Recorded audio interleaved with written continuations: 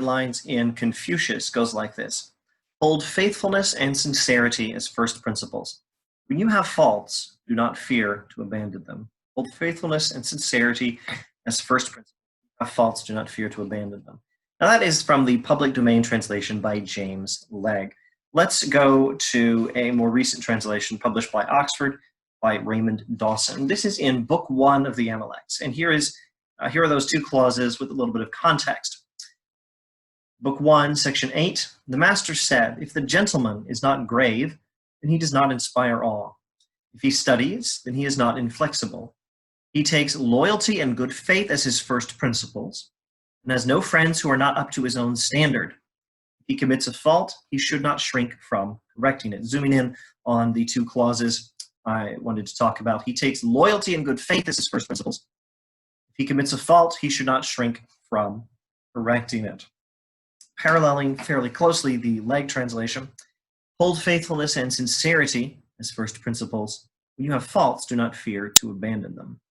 Now, I am doing this video as a Zoom meeting, so now I'm going to share my screen with you if I can figure out the technology. I'm going to go to Google Chrome. Ignore this thing about John Locke I happen to have pulled up here.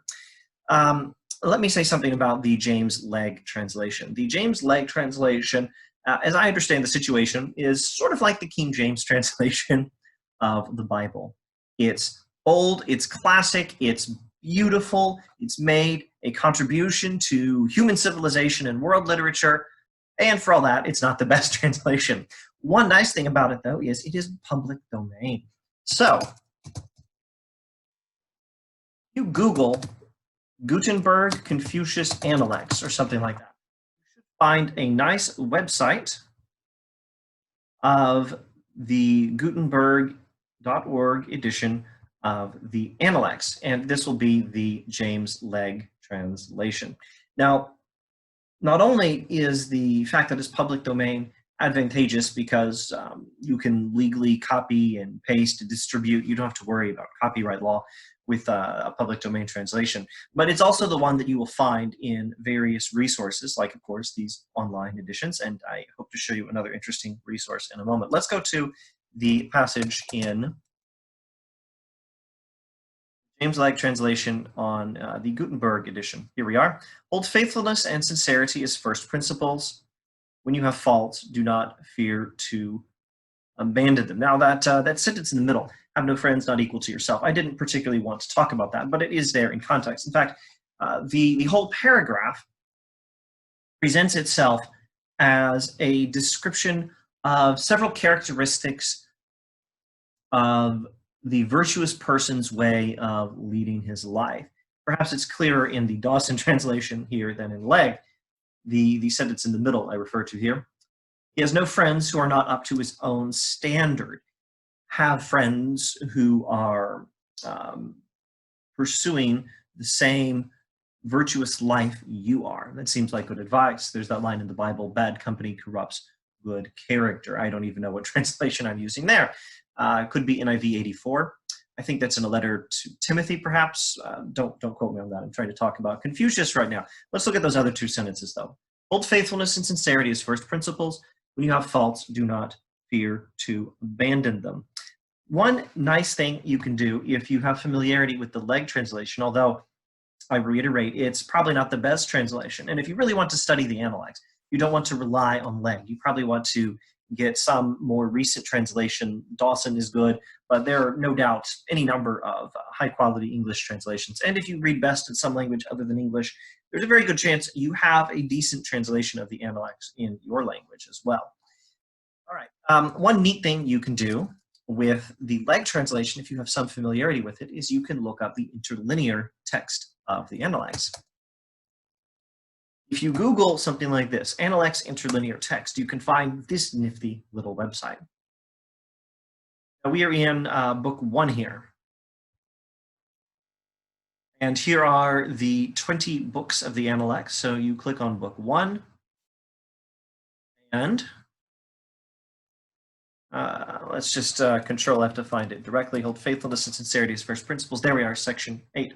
So here is the English in the James Legge translation, and here are the original Chinese characters. Now, Some of you have no knowledge whatsoever of Chinese characters. I confess I have almost no knowledge myself. But if you can access the interlinear, you can at least sometimes track down some of the vocabulary words. So I'm going to see if I can do that right now. Let me try to sort out a few things. All right, I've sorted out a few details. I grabbed a book off the shelf and so on, going back to sharing the screen. Now, let's talk about this text. There's very little, I confess, I understand. This one is fun. I love this word. This is a sacred word in the Analects. This means don't, basically. It turns up in passages where we're given the negative version of the golden rule. Do not do to others as you want them not to do to you. And I love seeing this sacred word from the Analects on MTR signs in Hong Kong. All over the place, you see signs saying things like, don't enter the train, the door is closing. And it's fun to see this cool word from the Analects all over the place. Anyway, this is the sentence I wanted to look at the vocabulary of. Hold faithfulness and sincerity as first principles. These here are two terms. Now let's review what Legge says and what Dawson says to translate this. Hold as first principles faithfulness and sincerity, and Dawson translate these as loyalty and good faith. So loyalty or faithfulness in Dawson Legge translation, and good faith and sincerity in Dawson and Legge. Let's look at what these words are. In my notes, I've assembled some pointers, largely for my own benefit, though of course I share this with students when we talk about the Analects. Notes on some of the vocabulary here, and I've consulted for acceptable English translations, Dawson, Legge, and Gardner. And again, I'm not an expert, but I've been able to track down at least enough to have a working understanding of some of the significance of these terms. So these are the terms we're looking for. Integrity, good faith, sincerity, that's the second word. And then the first word is loyalty, conscientiousness, or doing one's best for. These are things to hold as first principles. And connected with that, besides all the other advice for how a virtuous person lives his life, in this passage, we have this wonderful line, when you have faults, do not fear to abandon them. Now, what do we make of this advice? What do we do with this? Well, the Analects is a rich text. I think it's very appropriate to read the Analects and spend as much time as you like on it, reading the Analects as a book of personal advice for you personally to apply in your own life. This is one aspect of the Analects.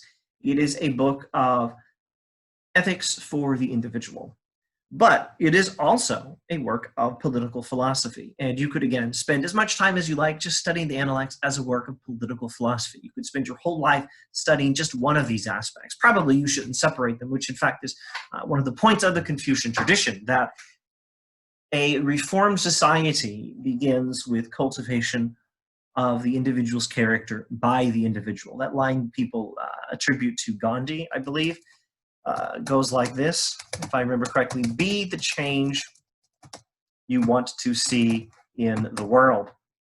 And that is a very Confucian idea. I hope the internet's right here attributing it to Gandhi. I honestly would know. I'm not anything remotely like an expert in Gandhi, but whether he said it or not, the idea may appear in any number of interesting sources. It definitely appears in Confucianism. So you're not really supposed to separate them, but at any rate, you can zoom in on one aspect or the other. The personal moral aspect and the political aspect. Let's observe as personal advice simply that the text says what it says: hold faithfulness and sincerity as first principles. When you have faults, do not be afraid. Do not fear to abandon them. If a virtuous person commits a fault, he should not shrink from correcting it. And he takes loyalty and good faith as his first principles. He takes his first principles, these two things. Now, I think that's good advice. I think it's probably self-explanatory. I don't know if there's any further commentary. As political advice, what shall we say about this? Well, there's rather a lot we could say about this. Let's go to one other passage in the Analects. I believe there's a video on my channel, passage directly.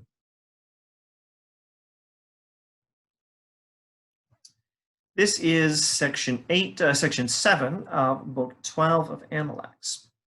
Here in the Legge translation, Zhōng asks about government, and the master, that is Confucius, says that the requirements for government are that you have enough food, enough military equipment, and confidence of the people in their ruler. And Zhōng asks, if you have to choose just two of them, which one do you part with? And the master says, part with the military equipment. You need food more than you need military, and you need trust more than you need military. And Zhōng asks, what if you have to choose just one? And Confucius says, choose the confidence of the people in their ruler. You need trust in society even more than you need food.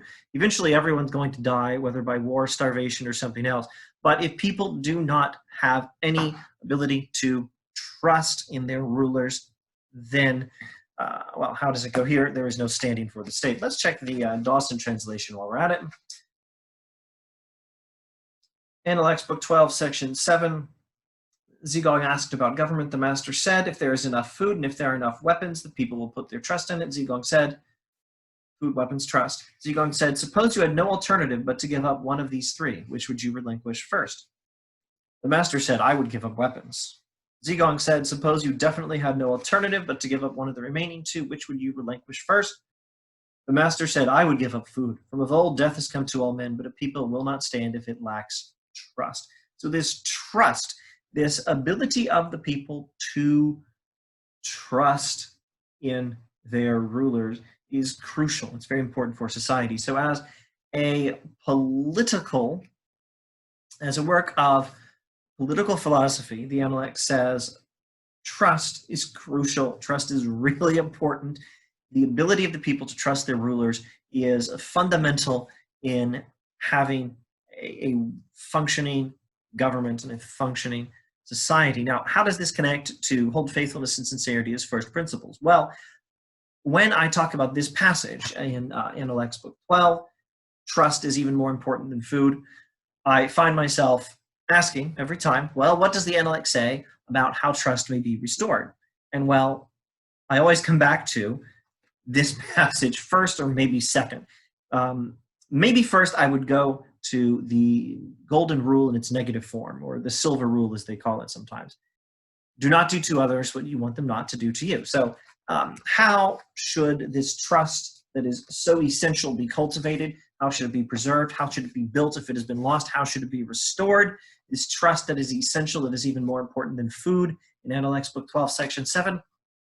Well, you can start on a personal level, but also on a political level. And both, if you yourself are the ruler, this would be Confucius' advice to the ruler. Start with the negative golden rule. Don't do to other people what you want them not to do to you. And the other thing I go to, almost automatically, my mind goes there when I ask myself, how do you cultivate this trust that Confucius is talking about here in book 12? My mind goes to this passage here in book 1. How do you cultivate trust? Well, this is advice for the government. Hold faithfulness and sincerity as first principles. When you have faults, do not fear to abandon them. I think this passage cross-references marvelously with this passage in book 12. So again, as personal advice and as a principle for good government, this is one aspect of the Confucian moral philosophy and the Confucian political philosophy. Take loyalty and faith, take loyalty and good faith as first principles. And if you commit a fault, do not shrink from correcting it. Do not hesitate to correct it. Thus teaches the master Confucius.